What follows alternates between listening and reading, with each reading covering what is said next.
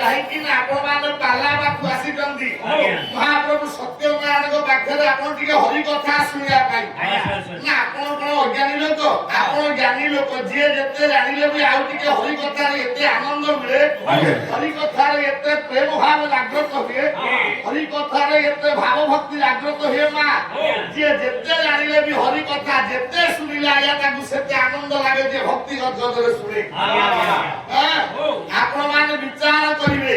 ବିଚାର ଶକ୍ତି ମନୁଷ୍ୟ ଦେହରେ ଅଛି ଆଜ୍ଞା ଯଦି ଜଗନ୍ନାଥ ଦାସ କହିଲେ ମଣିଷ ଶରୀର ଶ୍ରେଷ୍ଠ ଶରୀର ବାବୁରେ ମଣିଷ ଜନ୍ମ ହେଲା ଶ୍ରେଷ୍ଠ ଜନ୍ମ ଆପଣ ମାନେ ବିଚାର କରିବେ ଇଏ ମଣିଷ ଜନ୍ମ ମଣିଷ ଶରୀର ଆଜ୍ଞା ଶ୍ରେଷ୍ଠ ହିଁ ଅଛି ଆଜିକାଲି ସମାଜରେ ଏଇ ମଣିଷ ମଣିଷ ରକ୍ତରେ ହୋଲି ଖେଳିବାକୁ ପଛଉନି ଏଇ ମଣିଷ ମଣିଷ ପରଧନ ଲୁଣ୍ଠନ କରିବାରେ ପଛଉନି ଏଇ ମଣିଷ ପର ନାରୀ ଧର୍ଷଣ କରିବାରେ ପଛଉନି ଆଜ୍ଞା ସମାଜରେ ଯେତେ ଅନ୍ୟାୟ ଯେତେ ଅନୀତି ଯେତେ କୁଶ୍ଚିତ ଯେତେ କଳଙ୍କିତ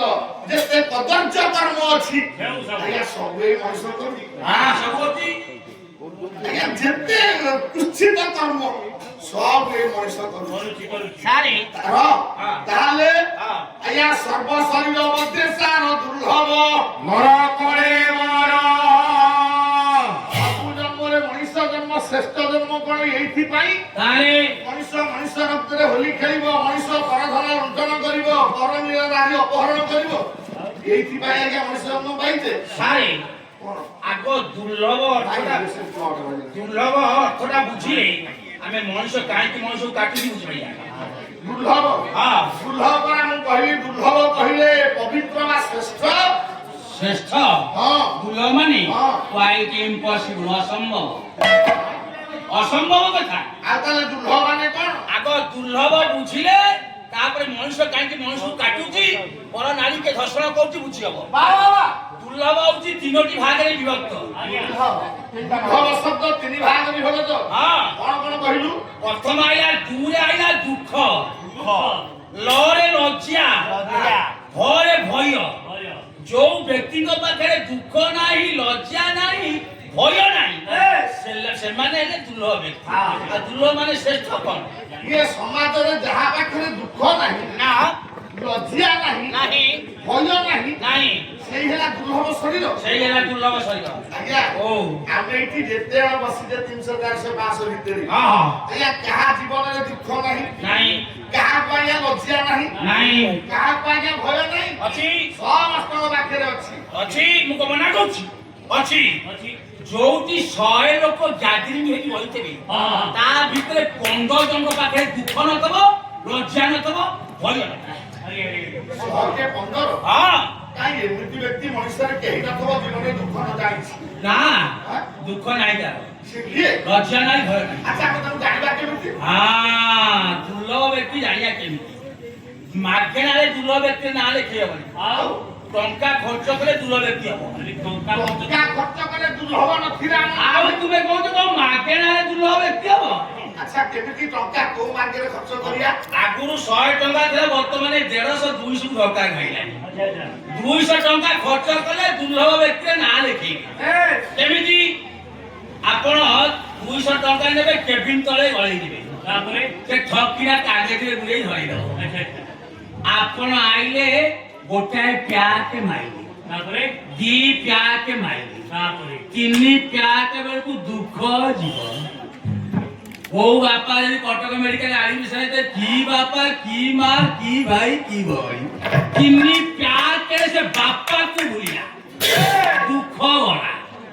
लज्जा केते बळे जीवो केते बळे छ प्यार को अति करिवो सामने रे के बड़ा बापा की गुरुजन व्यक्ति ठिया हैतंती लज्जा तो मोर नै गुरुजन कोन दे केमिति से जानि थबे ये गायक श्रीयुक्त रवि नारायण पति से चिनी थबे रवि नारायण त्रिपाठी गायक यदि राति 12 रे आप हाबुए पड़ती मुहरे तार लज्जा न तो 6 प्या कहि जाई ना यदि हाबुए पड़ती कहबे के रवि के मुंडू चली जाई 6 प्या करे मुहरु लज्जा गला जेतबळे 8 प्या को धरिबो जानल भय गला मुहरु चीफ मिनिस्टर जदि मोहन माझी सामने रे ठिया आइतान বেড়াও পইলে সে পিত্তল দানা চলেই বস বস এই মানে হলো দুর্লভ ব্যক্তি আর সমস্ত ভাই ব্যক্তি ଆପଣମାନେ ଆଜିର ନ୍ୟାୟର ବିଚାରକ କେଡ଼େ କେଡ଼େ ଜ୍ଞାନୀ ଚିହ୍ନିଲା ଚିହ୍ନିଲା ମୁହଁ ଆପଣଙ୍କ ମୁହଁ କହିଦଉଛି ଆଜ୍ଞା କାଳିଦାସ କହିଲେ ଜଳ ପ୍ରମାଣ ମହିଷ ନାଣ ବିଦ୍ୟା ପ୍ରମାଣ ମୁଖଭାଷଣ କୁଳ ପ୍ରମାଣ ବିନୟ ପ୍ରଚାର ଇଏ ତୃଣାଣୀ ଭୂମି ଆପଣମାନେ ଯେତିକି ଜଣ ବସିଛନ୍ତି ଆପଣଙ୍କ ମୁହଁ କହିଦଉଛି ଆପଣ କୋଉ ଭଳିଆ ସତ୍ତା କଣ ଚାହାନ୍ତି ଆଜ୍ଞା ବିଚାର ଆପଣଙ୍କ ହାତରେ ଆଜ୍ଞା ଜଗନ୍ନାଥ ଦାସ କହିଲେ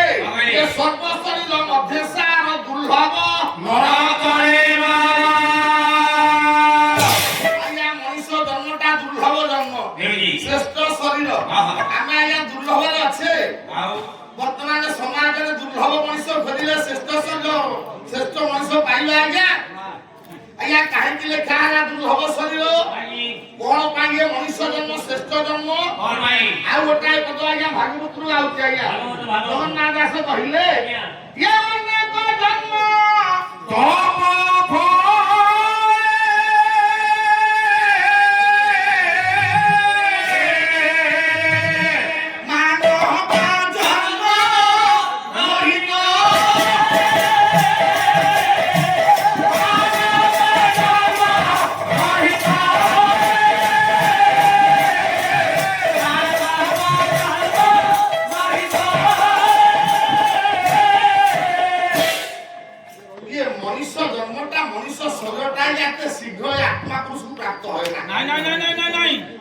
এতে শীঘ্র আমি মানে মনুষ্য বাবা পাইলে মা পেটে 10 মাসে 10 দিন রহিব মেডিকাল হোসরা হইতে দিব সিজারিং এই পালে নরমালে পদাও হারিব না না না না আয়া শাস্ত্র কহিলা শাস্ত্র কোন কইলা অনেক জন্ম ই আত্মা পুরুষকু ই ভূপৃষ্ঠরে অনেক থর আয়া জনি জন্ম হওয়া পাই পড়িছি জনি জন্ম হইতে বিলীন হইতে জন্ম হইতে বিলীন হইতে জন্ম হইতে বিলীন হইতে যেপরি বড়িয়া সুনাকু বারম্বার পড়িলা পরে তা খাদ্য কটি যায় পিওর হয়ে গেল ওটা স্টাম্প মারি দিয়ে পিওর হয়ে গেল বলি ঠিক লোমা সেই ভଳି ଆମେ ଯେତେ ଜଣ ଏଠି ଅଛେ ଆମେ ବହୁ ବାର ଏ ପୃଥିବୀରେ ଜନ୍ମ ହେଇଛେ ବିলীନ ହେଇଛେ ଜନ୍ମ ହେଇଛେ ବିলীନ ହେଇଛେ ସେଇ ଜନ୍ମ ହବା ଭିତରେ ଟିକିଏ ଟିକିଏ ଧର୍ମକୁ ସଞ୍ଚୟ କରି ଯେତେବେଳେ ଏ ଆତ୍ମାଟା ପୁତ ପବିତ୍ରମୟ ହେଇଗଲା ସେତିକି ବେଳେ ବିଧିରୂପକ ବଣିଆ ଗୋଟାଏ ଷ୍ଟାମ୍ପ ମାରିଲା ତାପରେ ଆତ୍ମା ପାଇଲା ଏ ମଣିଷ ଶରୀର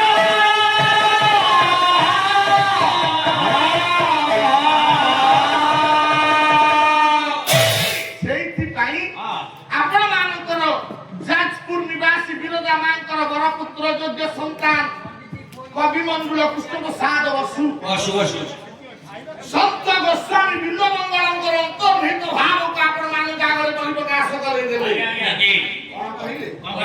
ইয়ে কেতে লক্ষ জন্ম পরে মানব জন্ম মানব ধরে যত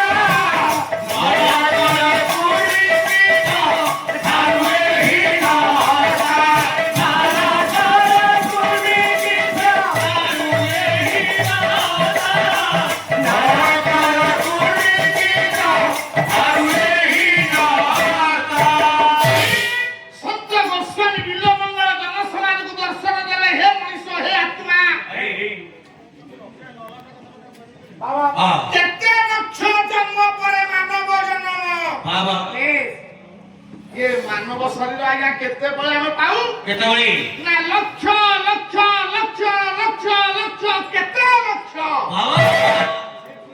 জগন্নাথ দাস লেখিলে অনেক জন্ম দিল্ল মঙ্গল মহারাজ সিদ্ধান্ত করে পারলেনি খালি লেখিদেলে কেতে ଲକ୍ଷ ଇଏ ସ୍ଥିର କଲେ ଯେ ଅନେକ ସିଏ ଲେଖିଲେ କେତେ ଲକ୍ଷ ଆଜ୍ଞା ସୀମା ସହରର ମାଇଲ ଖୁଣ୍ଟ ପାଖରେ ପହଞ୍ଚେଇଲେ ବିଲ ମଙ୍ଗଳ ବାବା କିନ୍ତୁ ହେଲେ ହେଲେ ଏ ଜାନିମା ଓହୋ ଯଦି ଆମେ ସୁନ୍ଦର ଶରୀର ପାଇଛେ ସୁନ୍ଦର ଜନ୍ମ ପାଇଛେ ଆଜ୍ଞା ତାହେଲେ କେତେ ଥର ଏ ସଂସାରକୁ ଆସିବା ପରେ ହଁ ଆମକୁ ଏ ସୁନ୍ଦର ଶରୀର ପ୍ରାପ୍ତ ହୋଇଛନ୍ତି ଏଇ ତ କଥା ଆଉ ଜଣେ ଲେଖିଲା ଅନେକ ଜନ୍ମ ଜଣେ ଲେଖିଲା କେତେ ଲକ୍ଷ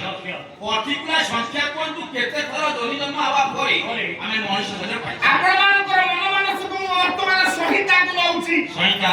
ଆପଣମାନଙ୍କର ସ୍ୱରଦ୍ୱୟ ସଂହିତା କହିଲେ କଣ କହିଲେ ଇଏ ଆତ୍ମା କେତେ ଥର ଭୂପୃଷ୍ଠରେ ଜନ୍ମ ହେଲା ପରେ ଯଦି କର୍ମ ଠିକ ଥାଏ ତାହେଲେ ମଣିଷ ସ୍ୱର ପ୍ରାପ୍ତ ହୁଅନ୍ତି ଆଜ୍ଞା ଆଜ୍ଞା ଆପଣଙ୍କର ସଂହିତା କହିଲେ କଣ କହିଲେ ଆଜ୍ଞା ଏଇ ସ୍ୱାର୍ଗରେ ଯୋଡ଼ାଏ ଶ୍ଲୋକ ଅଛି ପଛରେ ମୋ ଅନୁଜ ଭାଇ ଅଛନ୍ତି କହିବେ ନନା ସେଇଟା ନୁହଁ ଏଇଟା ନା ତୁମେ ଯୋଉଟା ଜାଣିଛ ଠିକ ମୁଁ ବି ଯାହା କହୁଛି ଠିକ କିନ୍ତୁ ତୁମେ ଯୋଉଟା ଜାଣିଛ ମୁଁ ସେଇଟା ବୋଲୁନି ତୁମେ ଜାଣିଥବ ଯେ ସ୍ଥାବର ବିଂଶ ଲକ୍ଷ ମୁଁ ସେ ଶ୍ଲୋକ ଗାଉନି ମୁଁ ଆଉ ଗୋଟାଏ ସଂହିତା ଶ୍ଲୋକ ଗାଉଛି ଆଜ୍ଞା କେତେ ଲକ୍ଷ ଯଦି ଜନ୍ମ ହେବା ପରେ ଏ ମାସ ଆତ୍ମା ମାନବ ରୂପ ପାଏ ଇଏ ବିଂଶ ଜନି ଭ୍ରାମଣ ଭାବେ ପଶୁ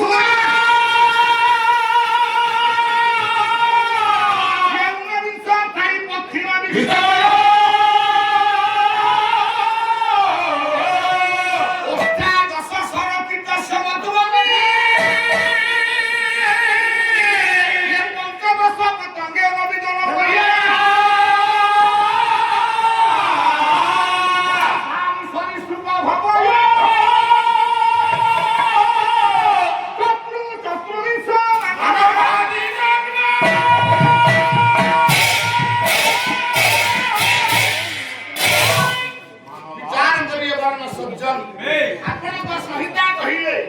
ଆଜ୍ଞା କେତେ ଲକ୍ଷ ଜନି ଜନ୍ମ ହେବା ପରେ ଆତ୍ମା ଆଜ୍ଞା ମଣିଷ ଶରୀର ପାଆନ୍ତି ନା ମାଲୋ ଚତୁର୍ବିଂଶ ମାନବାଧି ଜନ୍ମ ଆଦନ ଆଜ୍ଞା ଯାଅ କହୁନାହାନ୍ତି ଶାସ୍ତ୍ର କହିଲା ଚତୁର୍ବିଂଶ ଆଜ୍ଞା ଚତୁର୍ ହେଲା ଚାରି ଚାରି କୋଡ଼ିଏକୁ ଚାରି ବିଂଶ କହିଲେ କୋଡ଼ିଏକୁ ଚାରି ଗୁଣି ଦିଅ କୋଡ଼ିଏକୁ ଚାରି ଗୁଣିବି କୋଡ଼ିଏ ଚଉ 76 ଅଶୀରେ ଚାରିକୁ ଯୁକ୍ତ କର 80 81 82 83 84 ତେଣୁ ସଂହିତା ଆପଣମାନଙ୍କର କହିଲେ ଚତୁର୍ବିଂଶ ମାନବାଧି ଜନ୍ମା 84 ଲକ୍ଷ ଜନି ଭ୍ରମଣ କରି ସାରିଲା ପରେ ଆଜ୍ଞା ଯଦି ଆତ୍ମାର ଟିକେ ଭଲ ସୁକର୍ମ ଥାଏ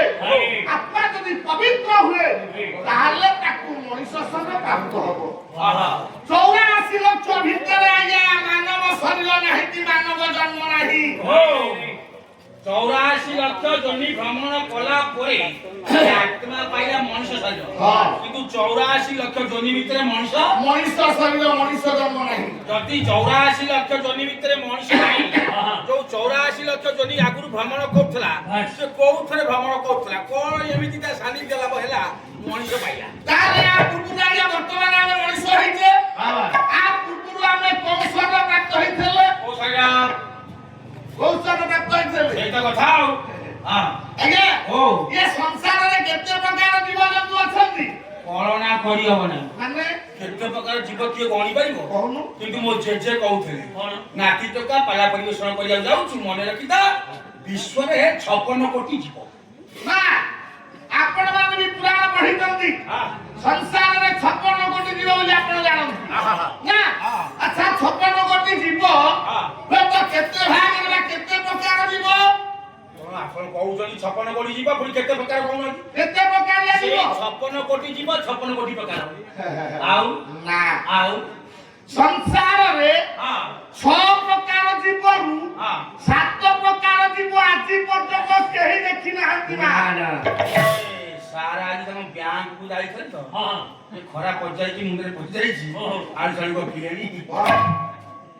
ବିଶ୍ୱରେ ମାତ୍ର 6 ପ୍ରକାର ଜୀବ 6 ପ୍ରକାର ଜୀବରୁ 7 ପ୍ରକାର ଜୀବ ଆପଣ ଦେଖି ନାହାନ୍ତି କି ମୁଁ ଦେଖିନି କି ଆମ ବସେଇ ଦେଖି ନାହାନ୍ତି 6 ପ୍ରକାର ଜୀବ ମାତ୍ର 6 ପ୍ରକାର ଜୀବ ପୃଥିବୀରେ ଆମ ଘରେ ପ୍ରାୟ 15 ପ୍ରକାର ବନ୍ଧା ହେଇଛନ୍ତି ମୋ ଘରେ ହଁ କଣ ନା କହିଲେ ଗାଈ ଗୋରୁ ଛେଳି ମେଣ୍ଢା ବାଘ ଭାଲୁ ହାତୀ ଘୋଡ଼ା ଇତ୍ୟାଦି 15 ପ୍ରକାର ଆପଣ କହୁଛନ୍ତି 6 ପ୍ରକାର ତୁମର ହାତୀ ବାଘ ରଖୁଛ ବେଳ ପରେ ରଖୁଥିଲୁ ଛାଡ଼ି ଆପଣ ମାନେ କହିବେ ଏତେ ଜୀବ ଅଛନ୍ତି ଏ 6 ପ୍ରକାର କେମିତି ହେଲେ ଆଜ୍ଞା ମୁଁ କଣ ଜାଣିନି ଆଉ ନା ନା ନା ପାଲାକାର ଘୋଷବନ୍ତ ବଳବନ୍ତ ଆପଣ ମାନଙ୍କର କରୋନା ଠାକୁର ଅଭିରାମ କହିଦେଲେ 6 ପ୍ରକାରରୁ 7 ପ୍ରକାର କେହି ଦେଖି ନାହାନ୍ତି 6 ରୁ 7 ନାହିଁ ଯିବ ଅଭିରାମ କଣ କହିଲେ ତାହେଲେ କୋଟିଏ କୋଟିଏ ସମ୍ପଦ ଛପନ ଯିବେ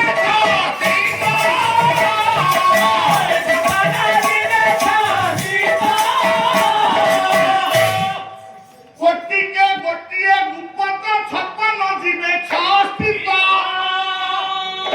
ମାତ୍ର 6 ପ୍ରକାର ଯିବେ ଆପଣମାନେ ଦେଖୁଛନ୍ତି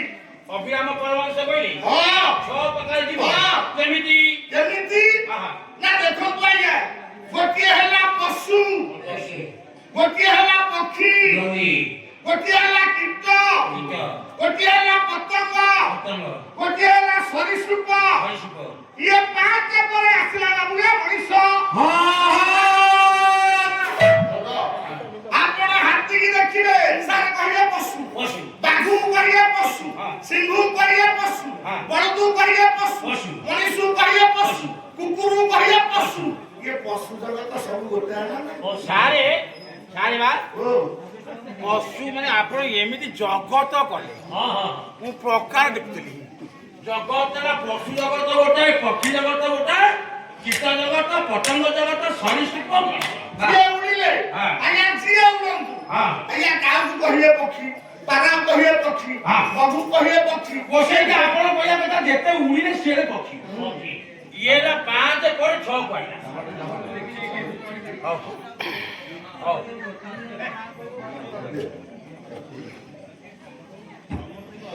बंधुरी कुकन्या सागन्या दशबंधवा तस्या ऋतुदस्य सभ्युवद्विधायो दशस्यो महापुरुष सत्यनाथ भगवान मंगल करो तो ना कौन बोल तो ना कौन साइस नो और साइस को सत्यनाथ दिखाई करो सर्वे बोलतो आनंदे कबार हां बोल भैया যদি 5 জগতরে আত্মা বুলিলা পরে 5 জগত ভিতরে 84 জগত ভিতরে আইয়া মনুষ্য জন্ম নাহি তাহলে কোন শরীর নাই আত্মা কেতে থর বুলিলা সহিতার এবং শ্লোক যে আপনার গানে গাইছি আপনার স্বরদয় সহিতা কহিলে বিংশজনী ভ্রামেরং ভবে বসুনা ইয়ে আত্মা মানে প্রথমে বিংশ কহিলে পড়িয়ে সমস্ত মাসুল কৌনাজি গড়িয়ে লক্ষ ধরে আত্মা পশু জগতের বুলিলা গুরু আত্মা 20 লক্ষ ধর পশু জনি হ্যাঁ 20 জনি 20 লক্ষ হলা পশু 19 লক্ষ হলা পক্ষী তারপরে 19 লক্ষ পক্ষী হ্যাঁ 19 লক্ষ পক্ষী ওস্তাদ সসর কিত সমতন 18 লক্ষ ধর কীট জগতের বুলিলা কীট মানে যে ঝাড়ায় 10 পোক পড়ে কেতে ভরসা লাগা কীট হলা কেতে 18 লক্ষ তারপরে আইয়া পঞ্চদশ পতঙ্গের ভিতর বইয়া মানে 15 লক্ষ ধর আমি পতঙ্গ জগতের বুলিলে সেইটা 15 লক্ষ হলা পতঙ্গ তারপরে দ্বাদশানি সরীসৃপ মানে 12 লক্ষ ধর মা সরীসৃপ মেরুদণ্ড বিহীন প্রাণী হেলে 12 লক্ষ ধর মেরুদণ্ড বিহীন প্রাণী তারপরে ଟିକେ ଧନ ମିଶେଇଲ কোন 20 19 18 15 12 সমান ମିଶା 8 ରୁ 9 জীবনে ଜୀବନ ନାହିଁ କଣ କହିଲୁ सारे मिशान एरा बड़ा मिशान सारे सारे बा सारे लोग ସାରେ ସାରେ ବା 84 ହେଲା ଶାସ୍ତ୍ର କହିଲା ୟା ଚତୁର୍ଥ ଜିନିଷ ମାନବ ଆଧିର 84 ଲକ୍ଷ ଜଣି ଭ୍ରମଣ କରିବା ପରେ ଆମେ ଏଡା ବଡ ସୁନ୍ଦର ଶରୀର ଆଜ୍ଞା ପାଇଛେ ଆଲୋ ଆଲୋ ଆଲୋ ଏଡା ବଡ ସୁନ୍ଦର ଜନ୍ମ ପାଇଛେ ଭାଗବତକାର କଣ କହିଲେ କମେ ये मनुष्य जन्मरे की लाभ कभी गोविंदे नहीं भाव कभी गोविंदे नहीं भाव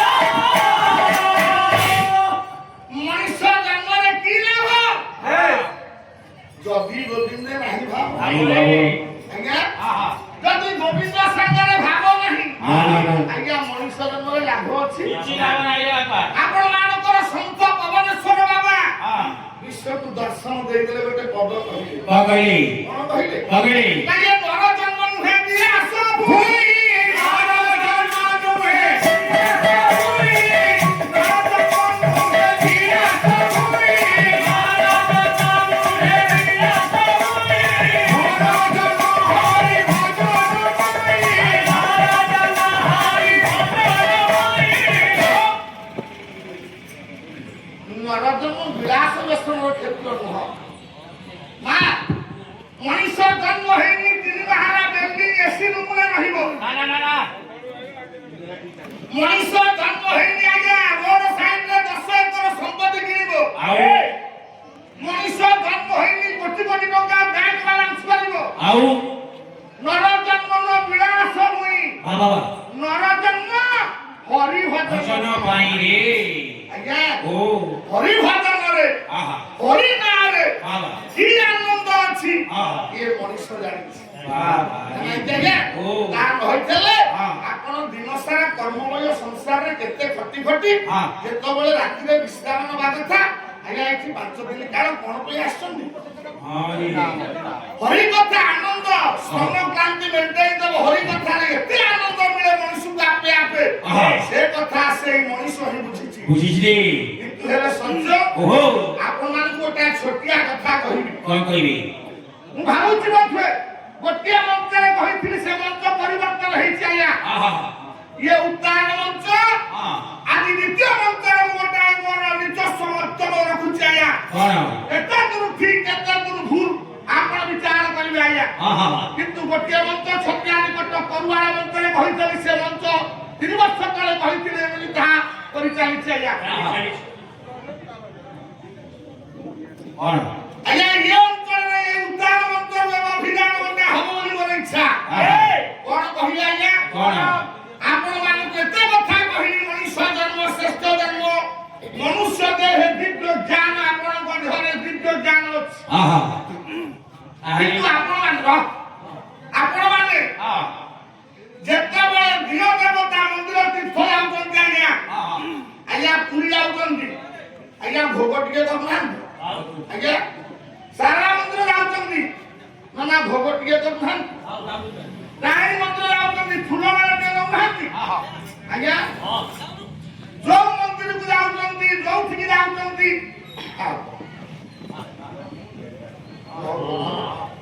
ସରକାର ସତ୍ୟନାରାୟଣ ସୁପ୍ରଶ୍ନ ବିଦ୍ୟା ଭଳି ତତ୍ତ୍ୱ ପ୍ରପ୍ରାପ୍ତି ବସ୍ତୁ କଣ ନା ଶିବାଂଶୁ ହଉ ଶିବାଂଶୁକୁ ସତ୍ୟନାରାୟଣ ଘାଇ କରନ୍ତୁ ଆନନ୍ଦ କୁମାର ଆହା ଯେତେ ମା ମାନେ ମୋର ବସିଛ ଯେତେ ବାପା ମୋର ପୁଅ ମାନେ ଝିଅ ମାନେ ବସିଛ ଆଜ୍ଞା ସମସ୍ତେ ଶୁଣନ୍ତୁ ଆହା ଯଦି ମଣିଷ ଜନ୍ମଟା ଏତେ ଶୁଭ ଚିନ୍ତକ ମଣିଷ ଜନ୍ମ ପବିତ୍ର ଜନ୍ମ ଆପଣ ମାନେ ଯୋଉଠିକି ଯାଉଛନ୍ତି ଆଜ୍ଞା ତୀର୍ଥକୁ ଯାଆନ୍ତୁ ଦେବାଦେବୀ ମନ୍ଦିର ଯାଉଛନ୍ତି ଆହା ଆଜ୍ଞା ଫୁଲ କିଏ ଦଉଛନ୍ତି ଫଳ କିଏ ଦଉଛନ୍ତି ଭୋଗ ନା କରୁଛନ୍ତି ନା ନାଇଁ ଆଜ୍ଞା ଆଜ୍ଞା କିନ୍ତୁ ଓ ଏ ଯୋଉ ସତ୍ୟନାରାୟଣ ମହୋତ୍ସବ ଚାଲିଛି ମହାପ୍ରଭୁ ସତ୍ୟନାରାୟଣ କାବାହନରେ ଓ ଆପଣ ମାନେ ଆସୁଛନ୍ତି ଆହା ଆଜ୍ଞା ଯଦି ଗୋଟିଏ ଫୁଲ ଖାଲି ଆଣି ପ୍ରଭୁ ପାଖରେ ଦେଇ ବସନ୍ତେ କଣ କ୍ଷତି ହୁଅନ୍ତା ଆଜ୍ଞା ଆରେ ଆଜ୍ଞା ନାଇଁ ଯିଏ ଆସୁଛନ୍ତି ଆଜ୍ଞା ପାଲା ଶୁଣିବା ପାଇଁ ଓ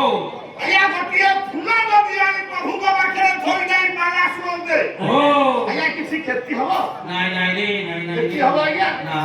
କାହିଁକି ସମାଜରେ ଆଜି ପର୍ଯ୍ୟନ୍ତ ଇଏ ଚେଷ୍ଟା ଜାରି ରହିଛି ଆଜ୍ଞା ଆପଣ ଦେବାଦେବୀ ମନ୍ଦିର ଗଲେ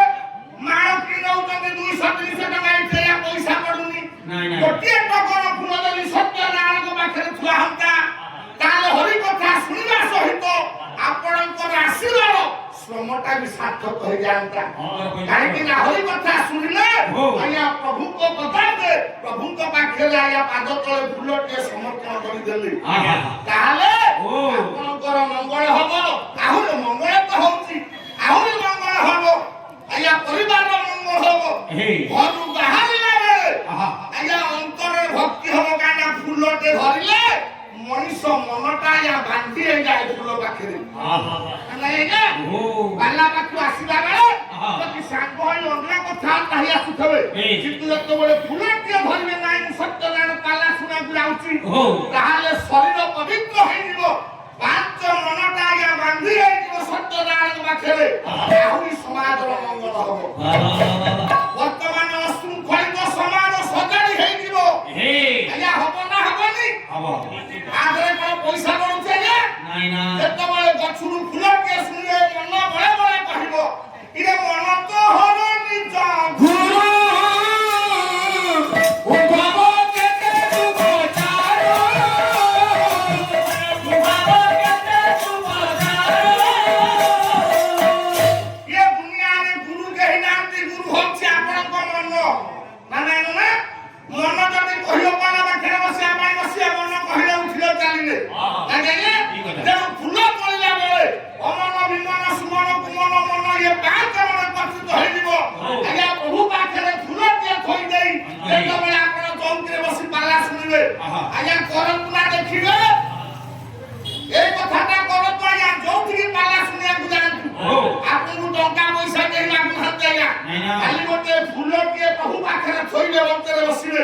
ଦେଖିଲେ ଆପଣଙ୍କ ସହିତ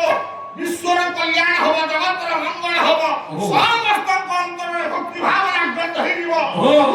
ସମସ୍ତଙ୍କ ଦ୍ୱାରା ବିସ୍ମୃତ ହେଇଯିବ। କଥାଟା ମୁଁ ଆପଣଙ୍କ ପାଖରେ ରଖିଲି,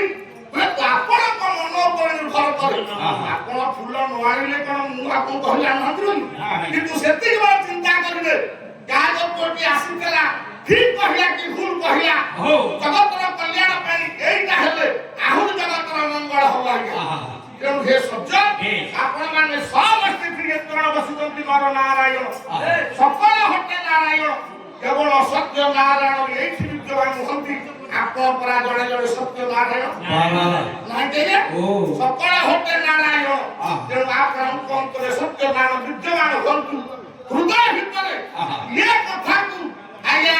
ଚେଷ୍ଟା ପ୍ରଚେଷ୍ଟା ଦ୍ୱାରା ଆପଣଙ୍କ ହୃଦୟରେ ବିଶୁଦ୍ଧ କରନ୍ତୁ। ଆପଣଙ୍କର ମନ ପ୍ରାଣକୁ ବାନ୍ଧି ସେଇ ସତ୍ୟନାରାୟଣ ପଦାକୁ ରଖି ଦିଅନ୍ତୁ। ଆପଣଙ୍କର କଲ୍ୟାଣ ହଉ,